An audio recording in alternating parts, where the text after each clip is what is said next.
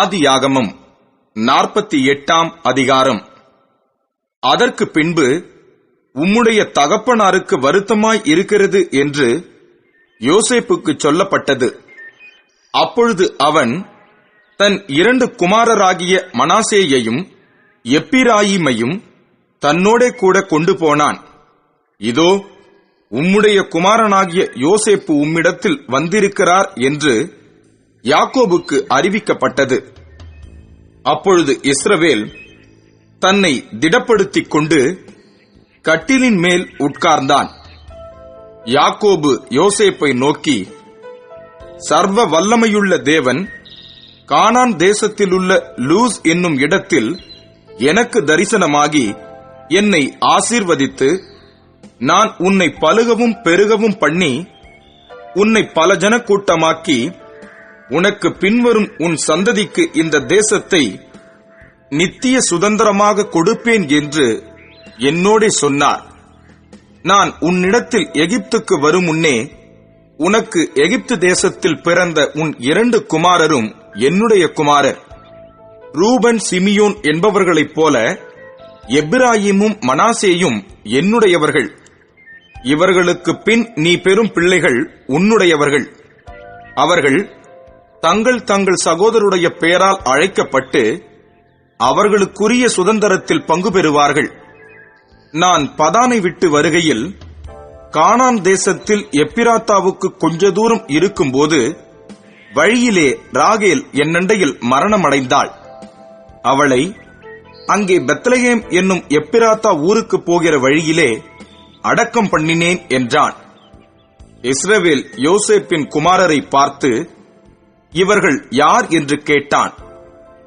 யோசேப்பு தன் தகப்பனை நோக்கி, இவர்கள் இவ்விடத்தில் தேவன் எனக்கு அருளின குமாரர் என்றான்.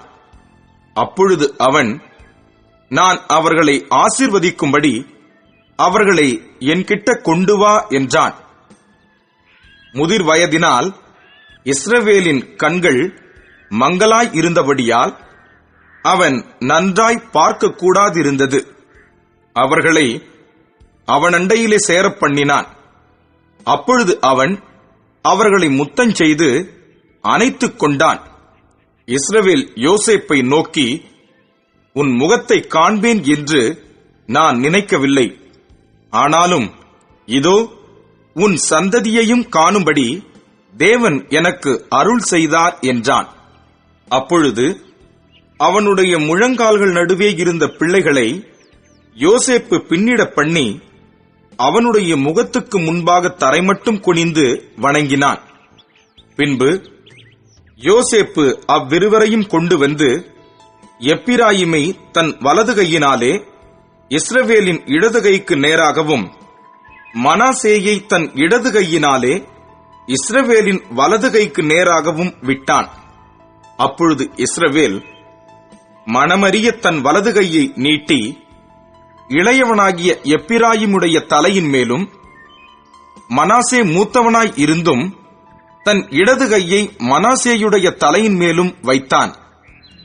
அவன் யோசேப்பை ஆசீர்வதித்து, என் பிதாக்களாகிய ஆபிரகாமும் ஈசாக்கும் வழிபட்டு வணங்கிய தேவனும், நான் பிறந்த நாள் முதல் இந்நாள் வரைக்கும் என்னை ஆதரித்து வந்த தேவனும், எல்லா தீமைக்கும் நீங்களாக்கி என்னை மீட்ட தூதனுமானவர் இந்த பிள்ளைகளை ஆசீர்வதிப்பாராக. என் பேரும் என் பிதாக்களாகிய ஆபிரகாம் ஈசாக்கு என்பவர்களின் பேரும் இவர்களுக்கு இடப்படக் கடவது. பூமியில் இவர்கள் மிகுதியாய் பெருகக் கடவர்கள் என்றான்.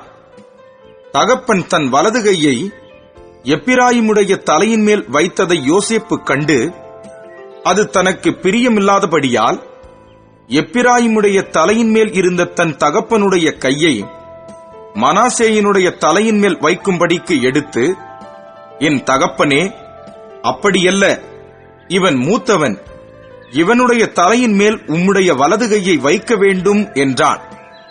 அவன் தகப்பனோ தடுத்து, அது எனக்கு தெரியும், என் மகனே, எனக்கு தெரியும். இவனும் ஒரு ஜனக்கூட்டமாவான், இவனும் பெருகுவான். இவனுடைய தம்பியோ இவனிலும் அதிகமாய் பெருகுவான். அவனுடைய சந்ததியார் திரளான ஜனங்களாவார்கள் என்றான். இவ்விதமாக அவன் அன்றைய தினம் அவர்களை ஆசீர்வதித்து, தேவன் உன்னை எப்பிராயிமை போலவும் மனாசேயைப் போலவும் ஆக்குவாராக என்று இஸ்ரவேலர் உன்னை முன்னிட்டு வாழ்த்துவார்கள் என்று சொல்லி எப்பிராயிமை மனாசேக்கு முன்னே வைத்தான். பின்பு இஸ்ரவேல் யோசேப்பை நோக்கி, இதோ நான் மரணமடையப் போகிறேன், தேவன் உங்களோடே இருப்பார், அவர் உங்கள் பிதாக்களின் தேசத்துக்கு உங்களை திரும்பவும் போக பண்ணுவார் என்றும், உன் சகோதரருக்கு கொடுத்ததை பார்க்கிலும் நான் என் பட்டயத்தாலும் என் வில்லினாலும் எமோரியர் கையிலிருந்து சம்பாதித்த ஒரு நிலத்தை உனக்கு அதிகமான பங்காக கொடுத்தேன் என்றும் சொன்னான்.